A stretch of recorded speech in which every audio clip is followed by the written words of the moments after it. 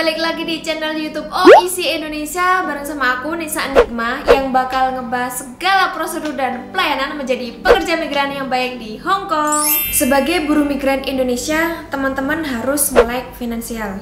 Kenapa? Tentu sebelum memutuskan untuk berangkat ke luar negeri, teman-teman pasti mikirnya, ini nanti saya bekerja ke luar negeri untuk memperbaiki ekonomi keluarga saya. Saya ingin mensejahterakan kehidupan saya. Tetapi sayangnya masih banyak banget dari teman-teman itu yang belum bisa mengatur keuangan finansialnya teman-teman. Oke? Oleh karena itu, di video kali ini kita bakalan bahas tentang melek finansial dan seperti apa kita harus menghadapinya teman-teman ya dengan bijak. Oke, keep stay tune.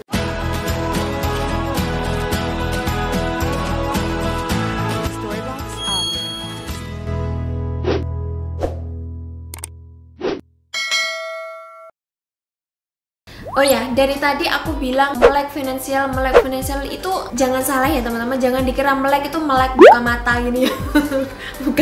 bukan melek buka mata. Tapi yang di sini maksudnya melek finansial itu artinya yaitu pengetahuan yang mempengaruhi sikap dan perilaku seseorang dalam mengambil keputusan mengenai pengelolaan keuangan dalam rangka mencapai kesejahteraan. Jadi uangnya itu nggak asal dapat uang terus dibelanjain habis, nggak kayak gitu ya. Ketika teman-teman sudah paham mengenai melek finansial, teman-teman akan lebih mudah untuk mengatur keuangan dari gaji yang teman-teman dapatkan. Jadi yang saya bilang tadi nggak asal ngebelanjain ya, nanti kita jadinya capek tenaga, capek pikiran, terus nggak dapat apa-apa, kan rugi toh. Perlu teman-teman ketahui, gaji yang besar juga harus diimbangi dengan pengetahuan tentang cara mengatur keuangan tersebut supaya dapat mensejahterakan kehidupannya teman-teman. Nggak mau kan teman-teman udah kerja keras, capek hati, dimarahin majikan mulu, terus capek pikiran. Mungkin teman-teman yang kerjanya barengan sama mbak lain dalam satu rumah pasti kan ada kayak sedikit tekanan batin gitu ya teman-teman. Udah berjuang kayak gitu, udah meres keringat, udah capek-capek, tapi uangnya sama sekali nggak nyantol. Mungkin sekarang belum kerasa, tapi nanti kalau udah beberapa tahun kemudian pasti teman-teman bakalan rasain. Jangan sampai nih ya teman-teman hanya taunya kerja dapat duit, habis itu dikirim ke keluarga yang di kampung, sisanya ngasisain dikit buat yang ditabung kayak gitu loh. Selebihnya untuk memenuhi gaya hidup teman-teman di perantauan, beli barang-barang branded nih teman-teman ya, branded. Biar keren, oke punya, diliatin sama teman-teman yang di perantauan atau mau dipamerin di sosial media biar tetangganya di kampung tahu nih punya emas. Ya kalau emas mah masih mungkin bisa buat salah satu investasi ya. Kalau itu ternyata cuma dipakai sekali habis itu dijual, karena teman-teman saking hedonnya gitu loh hidup di perantauan ya kan. Post sosial media teman-teman, terus habis itu nanti di Facebook nge-live sambil gini-gini tangannya, ronceng-ronceng nih, jam Rolex. Tahu-tahu pas pulang ke kampung nih ya teman-teman, cadangan uangnya sudah pas-pasan, sudah nggak bisa lagi dihitung dengan dolar, sudah tinggal rupiah. Cuma ngandelin pemasukan saat kerja di luar negeri. Alhasil teman-teman untuk bisa ada penghasilan harus balik lagi bekerja sebagai buruh migran ya kan, ke negeri orang. Begitu aja seterusnya teman-teman. Nggak mau kan teman-teman punya kehidupan yang siklusnya gitu terus jadi pekerja terus-terusan bolak-balik ke luar negeri, abis uang di Indonya balik lagi ke luar negerinya. Nggak mau dengan siklus yang bolak-balik kayak gitu kan, bulek teman-teman, kayak ngudek wedang itu teman-teman. Ngudek wedang. Ya intinya kehidupannya gitu-gitu aja gitu, nggak ada perubahan. Padahal kan kalau teman-teman bisa melek finansial ini, teman-teman bisa mulai mempersiapkan uangnya ini untuk apa ya kan. Syukur-syukur nih kalau pas waktu teman-teman ada masih kerja di luar negeri terus bisa mulangin uang untuk modal usaha. Misal di rumah ada saudara yang kandung gitu, teman adik atau kakak gitu, tolong dong aku mau bikin ini, kira-kira biayanya berapa kayak gitu kan. Jadi teman-teman cari duit sekaligus bikin usaha, jadi jalan bareng gitu loh. Jadi uangnya itu muter, ada buat sisa lain dibikin usaha gitu loh. Kan meskipun usahanya kecil, kalau itu punya kita sendiri, kalau kita bosnya sendiri, itu kan lebih oke teman-teman. Daripada kita kerja terus-terusan sama orang lain, nanti kan pastinya banyak tekanan-tekanan batin gitu loh teman-teman. Ya, kalau punya usaha sendiri, meskipun kecil, lama-kelamaan kalau teman-teman konsisten, teman-teman telaten, nanti bisa jadi gede. Yang penting punya. Nah, kita ada beberapa tips untuk teman-teman gimana sih cara mengelola keuangannya teman-teman kayak gitu ya, biar lebih melek gitu loh.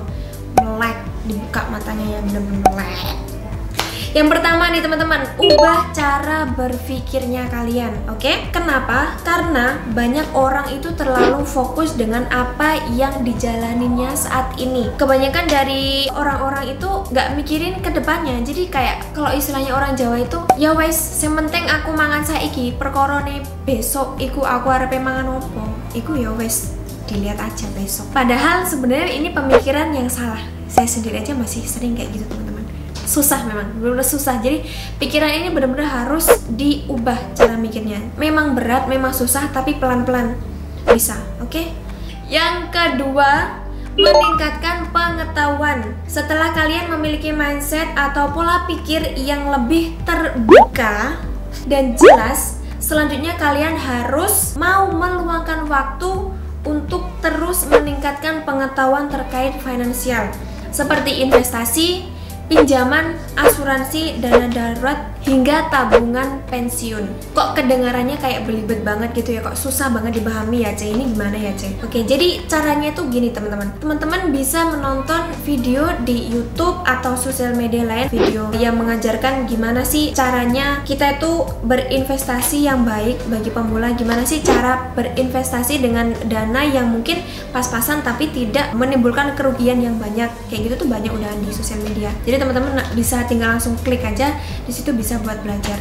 Jangan cuma buka satu video terus di satu video itu nanti teman-teman gak nemuin sesuatu yang menarik terus lanjut lewati gitu aja. Jangan, belajar dari banyak video, oke? Jangan hanya bersumber pada satu sumber saja. Yang ketiga nih teman-teman, yaitu latihan membuat perencanaan keuangan. Ini penting banget ya teman-teman. Bisa dimulai dengan membuat perencanaan keuangan selama 1 bulan dulu. Misal teman-teman habis gajiannya tanggal 1, itu nanti langsung teman-teman bikin list-listnya. Untuk kebutuhan sehari-hari berapa, terus kebutuhan yang pasti dibeli dalam 1 bulan itu apa aja, terus untuk tabungan berapa, kirim ke orang tua berapa, terus juga untuk disisain dana daruratnya berapa, kayak gitu tuh dibikin list catatan kayak gitu loh teman-teman. Enaknya kalau kita bikin kayak gitu tuh di akhir bulan nanti kita bisa melakukan review, kayak pengecekan ulang gitu loh teman-teman. Oh ya, sebulan kemarin dengan aku alokasikan dana segini-segini tuh semua kepake nggak sih? Terus aku kira-kira bisa nabung lebih apa enggak ya? Terus kebutuhan yang sebenarnya nggak seharusnya aku beli itu ternyata bener-bener emang aku butuh banget atau enggak sih? Kalau emang nggak butuh ya dicoret gitu kan. Jadi bisa buat bahan penyusunan di selanjutnya, di next bulannya kayak gitu loh teman-teman. Jangan lupa untuk selalu mencatat ya teman-teman, listnya itu dicatat di buku catatan. Beli buku catatan ya buku tulis lah, 1500 kali udah dapat berapa lembar. Banyak dulu teman-teman, nggak tahu kalau sekarang. Kalau teman-teman malas nyatet, sekarang kan pegangannya tiap hari bawa HP tuh. Di HP kan ada note, itu bisa teman-teman tulis di situ. Selanjutnya yang terakhir nih ya, yang keempat itu waspadai segala bentuk kejahatan keuangan. Sebagai pemula, terutama bagi kalian yang mulai coba-coba investasi nih, harus benar-benar dicari tahu terlebih dahulu sebelum teman-teman berinvestasi. Karena saat ini marak sekali penipuan berkedok investasi alias investasi bodong. Tapi jangan sampai nih teman-teman malas investasi, malah nantinya investasi babi ngepet. Untuk apa main saham, mending main babi ngepet. Main babi ngepet, main babi ngepet. Pastikan juga teman-teman tuh tahu tujuan investasi ini untuk investasi jangka panjang kah atau jangka pendek yang kisarannya tuh 1 sampai 5 tahun. Kalau misalkan mau investasi, sepertinya investasi yang paling mudah dan kelihatan itu adalah investasi emas teman-teman. Jadi teman-teman bisa beli dulu tuh emas berapa gram gitu, terus disimpan nanti kan untuk beberapa tahun gitu, pas harganya naik itu bisa dijual lagi, itu bisa. Maksudnya yang pasti kelihatan gitu loh teman-teman. Kalau mungkin teman-teman mau coba investasi yang kayak investasi reksadana, itu teman-teman cari yang terpercaya ya. Sekarang kan sudah banyak ini teman-teman aplikasi untuk invest reksadana seperti Bibit, terus Bareksa ataupun Ajaib ya. Detailnya teman-teman bisa langsung download sendiri. Teman-teman bisa cek sendiri aplikasinya di App Store ataupun di Play Store. Oke, nggak cuma 3 itu sih teman-teman, masih banyak lagi. Pokoknya yang penting kalian harus benar-benar cek dan lihat reviewnya kayak apa ya. Jangan asal download, invest, yang diinvest banyak lagi, hilang, wafat teman-teman ya. Wafat gitu. Kalau kalian masih pemula ya kan, jangan langsung invest saham karena itu resikonya terlalu tinggi teman-teman. Toh nanti seiring berjalannya waktu, kalau teman-teman terus belajar mantau, pasti nanti bakalan paham polanya tuh seperti apa, grafiknya seperti apa. Jadi kalau misalkan teman-teman sudah misal tahunan ya, 2 tahun 3 tahun, terus pas di harga yang tinggi, posisinya tinggi itu, nanti teman-teman bisa langsung lepas. Tapi jangan langsung lepas juga loh ya, tetap melihat kondisi saat itu. Nah, kalau misalkan teman-teman merasa buat investasi saham atau pasar uang atau kayak gitu tuh membuat teman-teman kok susah banget ya Ceh, kayaknya aku lebih mending aku beliin sawah aja deh di kampung atau apa gitu, boleh banget. Yang penting teman-teman pas waktu kerja terus uangnya itu ada yang diinvestasikan, entah itu buat beli tanah di kampung atau buat beli sawah, terus buat beli sapi mungkin ya kan, buat nyicil beli bahan material bangunan buat bikin rumah ya kan,